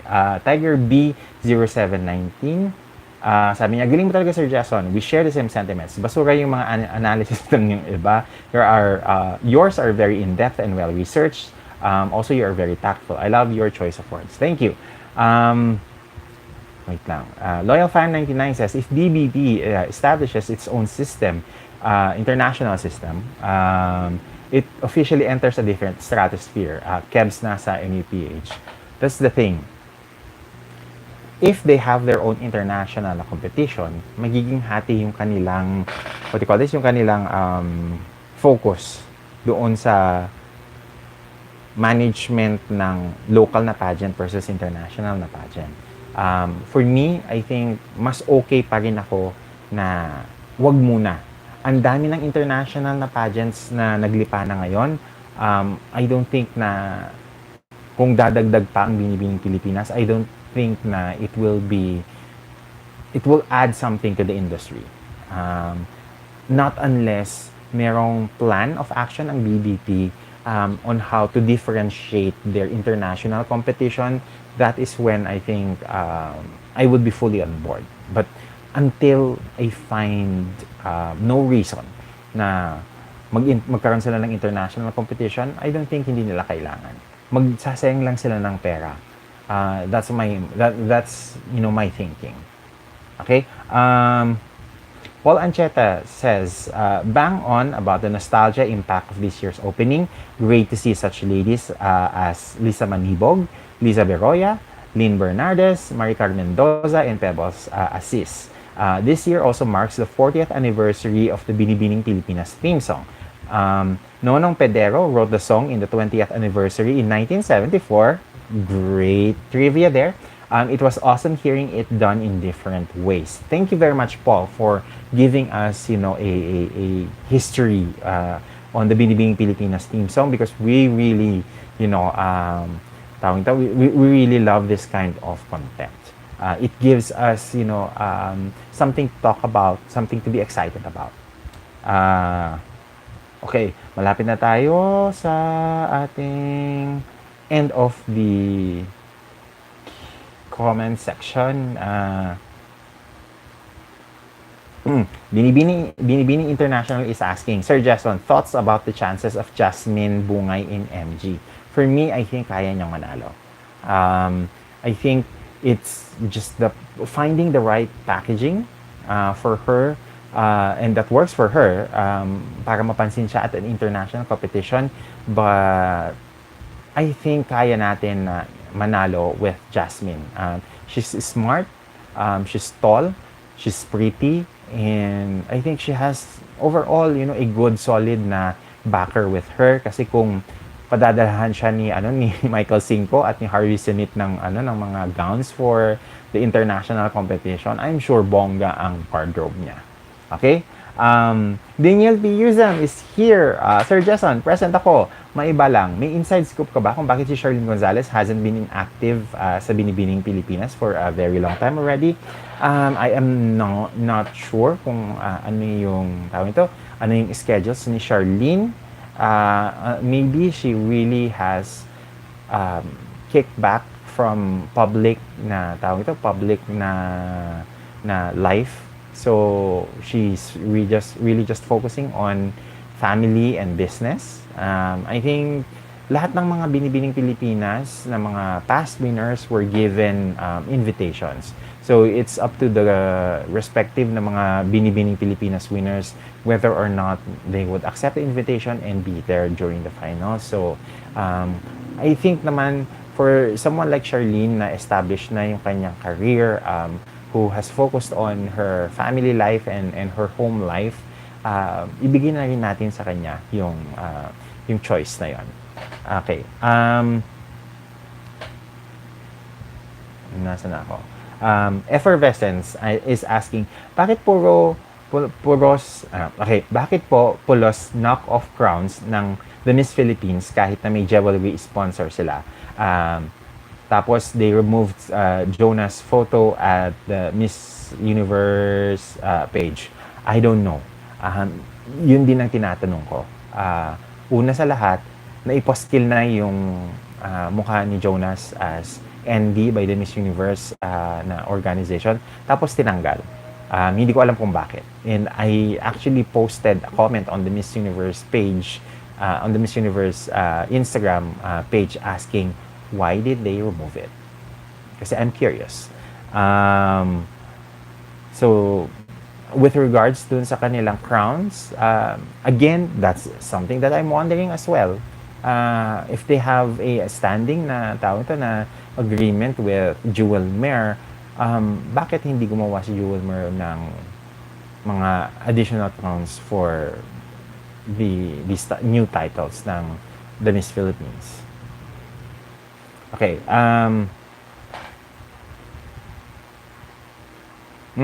Binibining International, I am not sure kung ano yung crown na babalik or kung bago. Okay? So, let's just leave it at that muna. Kasi, syempre, if they are within the negotiations na phase, medyo mahirap na pag-usapan pa siya hanggang ngayon dahil maraming pwedeng mangyari sa negotiations na phase. Okay? And I have no idea on ano yung thoughts with the airtime ni Shamsi sa BBP. I think it was good that she was there kasi once a Binibini, always Binibini. But I was also a little bit wondering kasi tinanggal din ni Shamsi yung I'm not sure kung ibinalik niya ngayon as we speak, but earlier today nung chinek ko yung kanyang social media na account sa IG, hindi na nakalagay yung Miss Universe National Director doon sa kanyang bio. So who knows what's going on. Okay?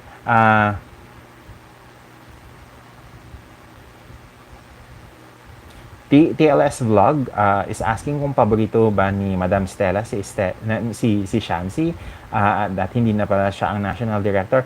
I have no idea, honestly.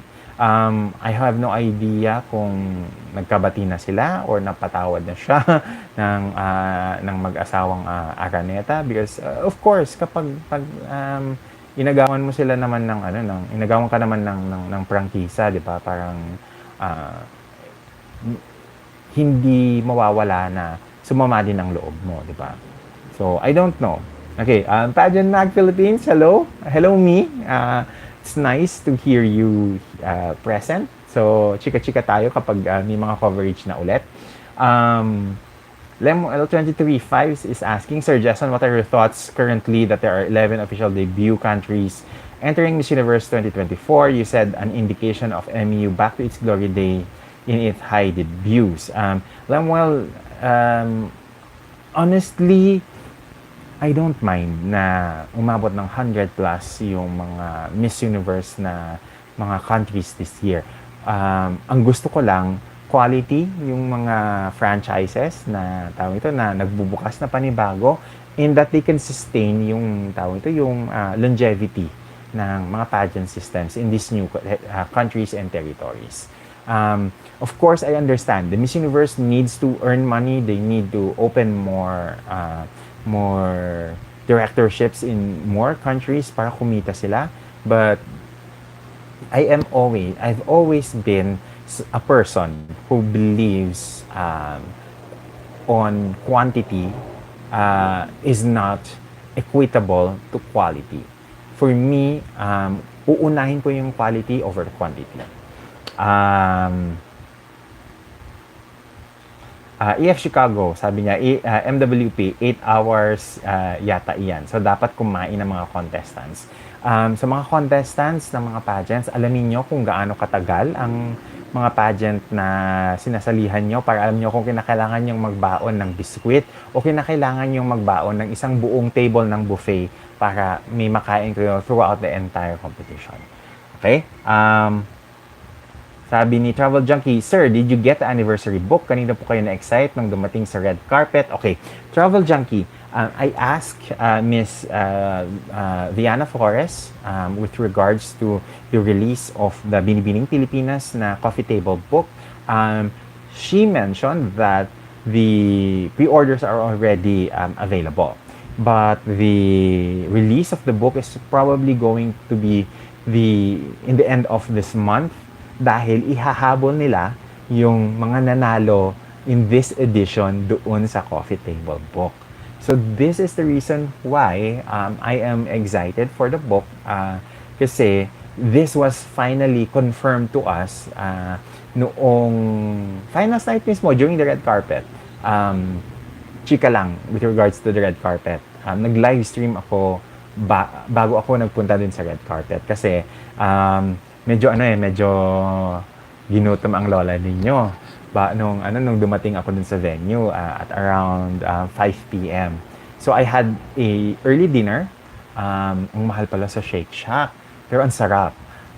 So anyway, dun ako nag-live stream ng very quick lang with regards to the proceedings kasi kasalukuyan nang nag-i-start yung mga red carpet at around 4 o'clock. I had some personal errands that I had to finish before I have to go to the venue. Kaya medyo natagalan ako. And dumating ako 5 o'clock. I told yung mga BPCI and Araneta City na mga officers there na I'm a little bit hungry and I wanted to grab a quick bite and then saka na lang ako babalik at around 5:30ish doon sa red carpet to take actual footage. So I have still some photos and videos on my device. Hindi ko pa siya napoprocess, hindi ko pa siya na-edit dahil ang daming mga kaganapan na nangyari over this past week. So hindi ko pa siya naaasikaso, but I will be posting these unti-unti over the next several days. So yon. Kanino ako na-excite nung dumating sa red carpet? I was actually hoping na makita ko si Aurora P1.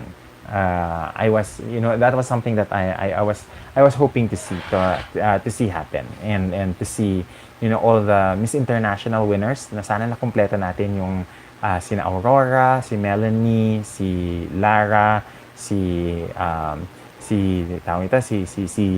Bea and si Kylie on stage.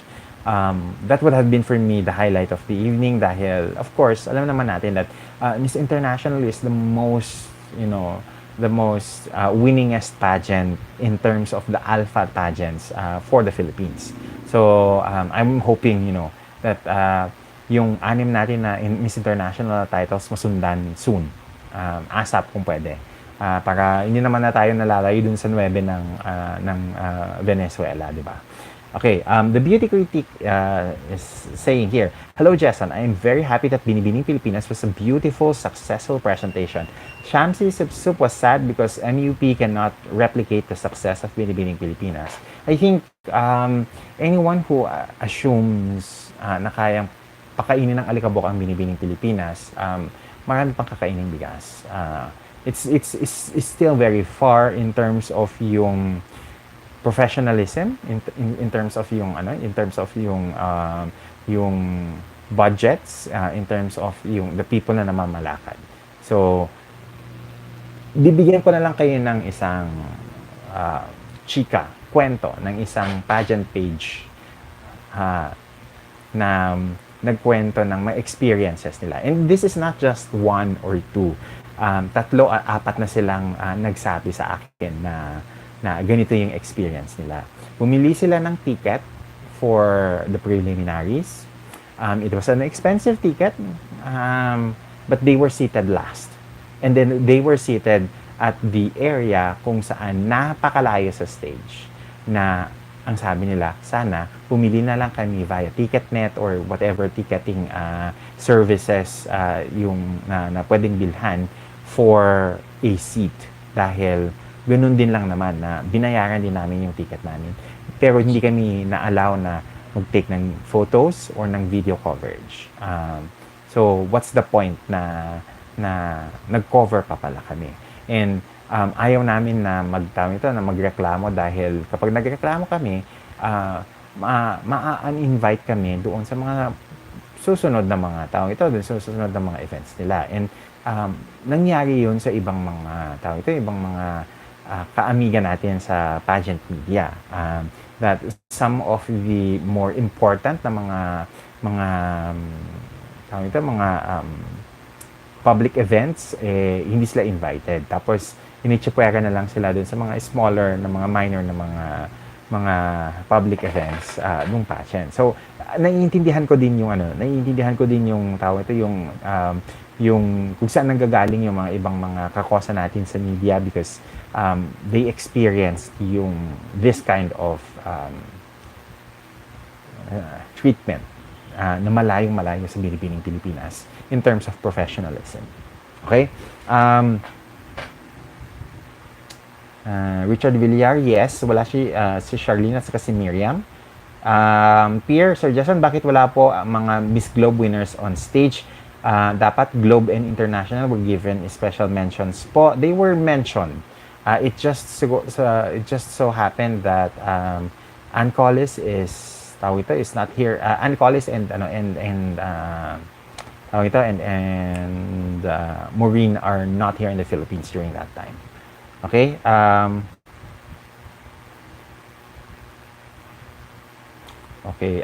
Saldi Salen is asking kung may list ba ako ulit ng schedule sa mga local Miss Universe competitions.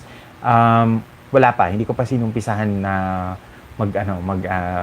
isipin ang Miss Universe at this point in time. In fact, I am so behind with the coverages, with the news na hindi ko na malayan na dumaan na pala yung preliminaries ng Miss Universe Thailand. And at this point in time, I am pretty much sold with Opal Suchata as the next Miss Universe Thailand. Na parang kailangan pa ba nating i-predict kung sino yung mananalo for MUT? Tingin ko naman parang si Opal na yan. Okay? Naku, Ribo, yung question mo, kahit tanungin mo kung kahit na sinong Poncio Pilato na pageant fan, iisa ang isasagot sa'yo. Okay? So, no need to answer that question anymore.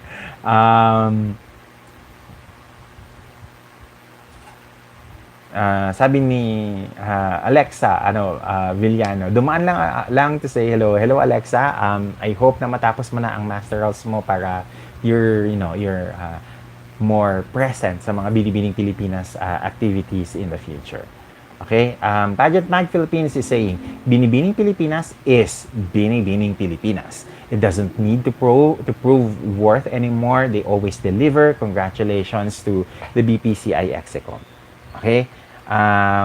Effervescence, I don't have any idea what happens inside the deliberation kasi hindi ko pa natatry na makapasok sa deliberations. Hindi pa ako na-i-invite as a judge, so I have no idea what happens inside there. Plus, if you are a judge, I am 100% sure that there is an NDA involved where you're not allowed to talk about what happens at the deliberations and at the judging ng pageant.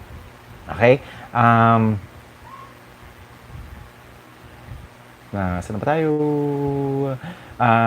Sir, thoughts on Cream Silk coming back to BBP? I think this was a surprise. Di siya masyado na-feature during pre-pageants and the last BBP Cream Silk was Maureen Montaigne. No award given last 2022 and 2023. Good. Walang good kung gusto kong bumalik sila. But honestly, whether or not we have like major mga sponsors, Araneta group of companies itself is the sponsor. So there's no need for to worry if BPCI has lesser, mga international conglomerates na mag-sponsor ng pageant kasi kaya nila. Okay? Pageant Mag Philippines, guys, pakinggan niyo itong sinabi ni Pageant Mag Philippines. Sabi niya, I think BPCI is careful on franchising new pageant titles kasi ginagamit lang talaga sila tulad ng Supra at ng MGI. So, now you know. Okay, Binibining International explains kung bakit wala si Charlene. Sabi niya, Charlene Gonzalez Mulak is busy right now. She currently has an upcoming show in TV5, The Purse Family, along with the Mulak family. Okay? Sabi ni Lamuel, Mirna Esguera is a cross between the looks of Iliana Aduana and Samantha Bernardo. Very striking features. Napapansin siya for international for sure. Okay. Dan Sam says, narinig ko pangalan ni Shane Tormes ng finals pero wala siya doon. Wala lang. Ha ha ha ha. Share ko lang.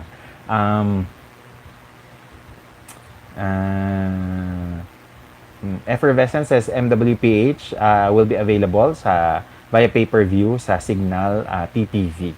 So kung pay-per-view siya, abang-abang na lang ako sa mga posting ng mga taong manonood. And for sure, tutulugan ko lang yan and abang-abang na lang ako sa news and sa mga postings the day after. So, good luck sa mga magpupuyat for MWPH. Okay? Makikibalita na lang ako pag minanalo na. Okay? Pageant Mag Philippines, sabi niya, baka exclusive lang ang agreement ng Joel Mer sa MUPH. Okay? Sabi ni Dan Sam, dami kong narinig na nego with new titles, pero puro BBP daw ang nag-turn down. May E, may AP. Ha ha ha. Okay. Yes. There are, kung dalawa ang narinig mo, Dan Sam, ako parang 4 yung narinig kong itinurn down daw ng Binibining Pilipinas. And the reason na chismis na tinurn down ng Binibining Pilipinas, it's because hindi kasi consistent yung yearly na competition. So, gets yun na. Okay? Sabi ni Effervescence, I feel like hindi paborito ng MWPH si Krishna. Well, whatever the reason is, gumising-gising ang MWPH. Huwag na silang choosy masyado. Hindi ganun ka strong ang mga candidates parati ng MWPH. So they really need not to be very picky or very choosy. Okay?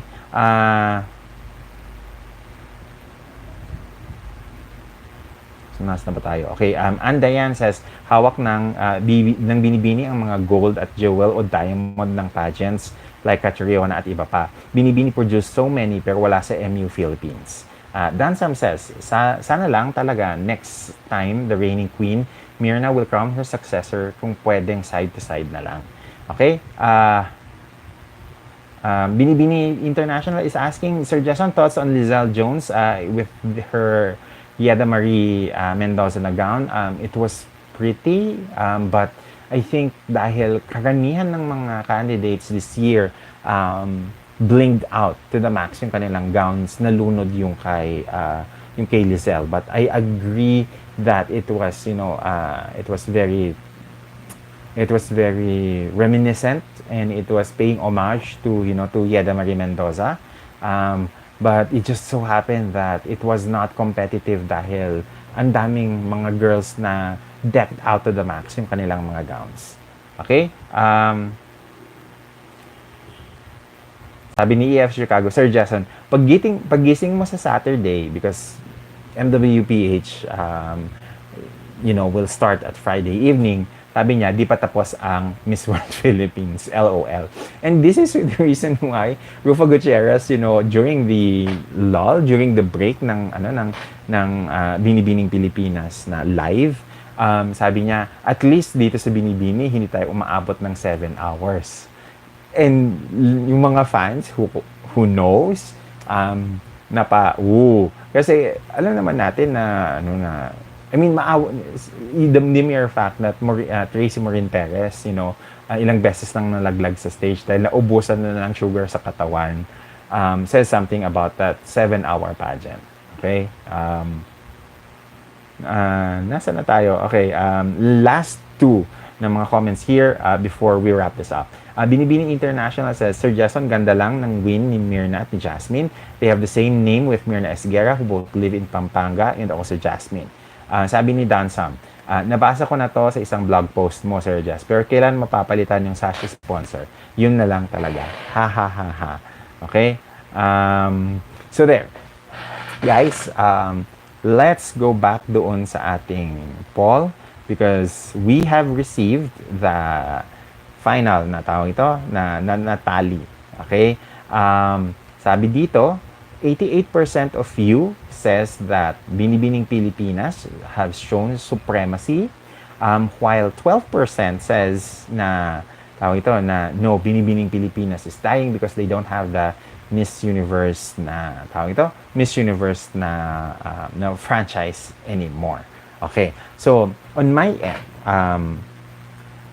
I would say that Binibining Pilipinas this year has shown tremendous improvement and flexed its supremacy among all pageants here in the Philippines. Not even Miss Universe, honestly, can lick the achievements of Binibining Pilipinas because it's an established brand. Even if wala ang MUPH sa Binibining Pilipinas, Binibining Pilipinas will still stand still because it does not borrow its prestige from the Miss Universe na pageant. With MUPH, if nawala na sa kanila yung franchise, saan sila pupulutin? Maglalaho sila na parang bula. And that is something that we don't see happening with Binibining Pilipinas. Now, if you are going, okay, this is, I want to address yung mga critics, yung mga critics ng Binibining Pilipinas, yung mga haters, yung mga bashers, yung mga hindi naiintindihan kung ano ang Binibining Pilipinas. Okay? If you're going to critique Binibining Pilipinas for whether because you don't like it, because your loyalties are with Miss Universe Philippines, remember that before there ever was any other national pageants na nag-establish ng pangalan ng Miss International, ng Miss Universe dito sa Pilipinas, Binibining Pilipinas has already done that. And because they have survived 60 years, whether or not they have just one na franchise way back in 1964 or two na franchises in 1969 and 1968.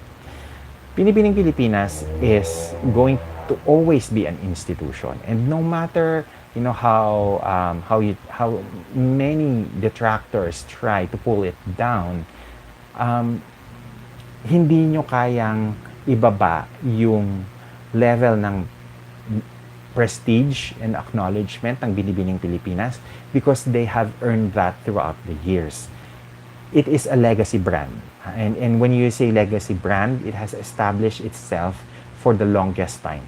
And hindi ito yung tipo ng pageant na bigla-bigla na lang maglalako dahil naubusan na sila ng mga franchise. Kita nyo naman, dalawa na lang ang franchise nila sa Binibining Pilipinas this year, and yet still a lot of the more underrated but really competitive, beautiful na mga underrated na mga candidates sumasali pa rin sa Binibining Pilipinas. And if you're going to do a side-by-side comparison between MUPH and Binibining Pilipinas, look at it holistically at hindi yung kung ano lang yung gusto nyong tignan to nitpick. A lot of you are nitpicking about the Q&A, but not a lot of these commenters compare yung quality and level of difficulty ng mga questions being asked between those two different na mga group of contestants. Hindi rin nila tinitignan that majority of the girls who spoke well during their turn at Miss Universe Philippines are alums of Binibining Pilipinas. So, alam niyo yun, parang pinapahiya nyo lang ang sarili nyo if you do this kinds of comparison. Be smart about it. When you're talking about views on YouTube, ikumpara nyo naman yung kung isinama ng Binibining Pilipinas yung views nila sa YouTube at yung telecast nila, baka mahiya kayo dahil mapapataob ng bongga yung views ng MUPH on the social media platform.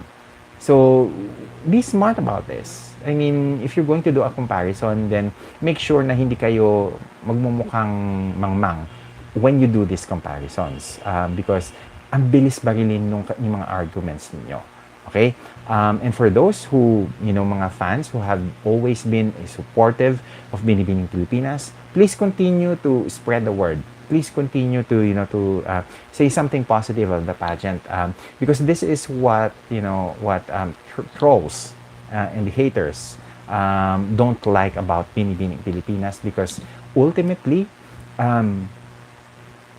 lahat ng mga tao, whether it's mere spectators, mere fans who are not ingrained na mga pageant fans, kapag tinitingnan nila ang MUPH and Binibining Pilipinas, they are more likely to know Binibining Pilipinas than MUPH as a separate na pageant, because embedded in the Filipino psyche is the Binibining Pilipinas brand. Okay? So, there. I think when it comes to this national pageant season, it's safe to say, Binibining Pilipinas is here to stay. Binibining Pilipinas has shown supremacy, and nothing comes close to what they have done in this year's pageant na nagawa o kayang ipantayin ng ibang mga pageant systems, whether it's cash prize, whether it's the new crowns and the prices of those new crowns, the originality of these new crowns, whether it's the arrangements with sponsors, with trophy makers. Wala kang makitang o marinig na issue on payments with Binibining Pilipinas, because they have a system. Marunong silang maging professional sa mga bagay-bagay na ganito. Okay? So, thank you very much for everyone who joined in our discussions, who have been very lively dun sa ating mga comment section. Maraming salamat dito sa mga comments ninyo, because this has made our live stream something that is very enjoying to have. Iba kasi yung rapport that I have kapag nakikita ko na marami kayong mga tanong, marami kayong mga comments, because it allows us to have something to talk about. So thank you very much for being very participative in our live stream, and I hope that we continue to do this as we grow our channel together. So before we end, for everyone here, please make sure to hit the thumbs up ng ating live stream. Please subscribe if you're new to our channel, and let's help grow a community, a pageant community that is smart, that is well-meaning, that is intellectual and respectful of each other's thoughts and opinions, and let's be let's be a benchmark for other pageant communities to aspire to. I'm very happy and very thankful that our community, whether it's Instagram or here in YouTube, is a smart, mature, educated, and well opinionated na mga members and mga thought leaders in our respective ways, and I appreciate that, kasi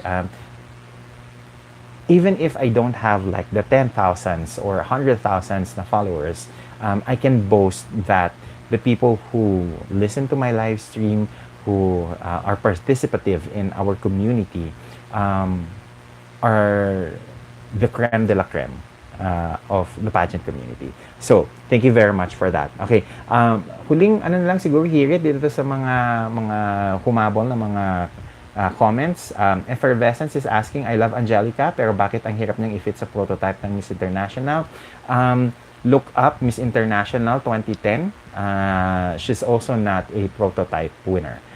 Dansam, pag BBP ang live, sure ang 2 hours live stream. Only BBP because once binibini, always ready. And may I just say, grabe ang pasasalamat ng mga Venezuelans sa atin dahil royalty treatment natin kay Queen Andrea. Andrea, is a very beautiful Miss International. I seen her in person. I understand why she won because she's very professional. She came into Miss International ready to do the work.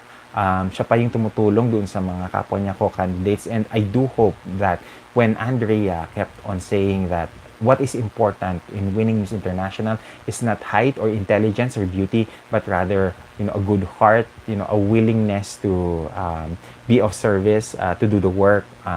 Attitude is important. Then I think kay prototype o hindi prototype, ang ipadala natin si Miss International, if she fits that criteria na mabuti siyang tao, mabuti ang kanyang kalooban, we can win Miss International. Okay? That's it, guys. Thank you very much for everybody who joined our live stream. Pasensya na tayo kung umabot na tayo ng 2 hours. Sir Ray, Sir Leroy ng Binibining Pilipinas, I know we're going to review this live stream again, and umabot na naman tayo ng 2 oras pag-review ninyo. I apologize for that, but the Sashes&Scripts community is a community of pageant fans that are well-informed, opinionated, smart, intelligent, and all the superlatives that I can think of. They are that. And I feel that I owe it to them na basahin ko yung kanilang comments, basahin ko yung kanilang mga sentimiento so that we have something to, to tay on. Okay? So thank you very much for everybody, and I do hope na na lahat tayo masaya sa results ng Binibining Pilipinas, and we continue to have this kind of good positive vibes throughout the reigns of Jasmine, Myrna, Trisha, and Tala. Okay? So thank you very much, everybody, and I hope to see you in our next live stream. Take care and enjoy the weekend. Bye, everyone.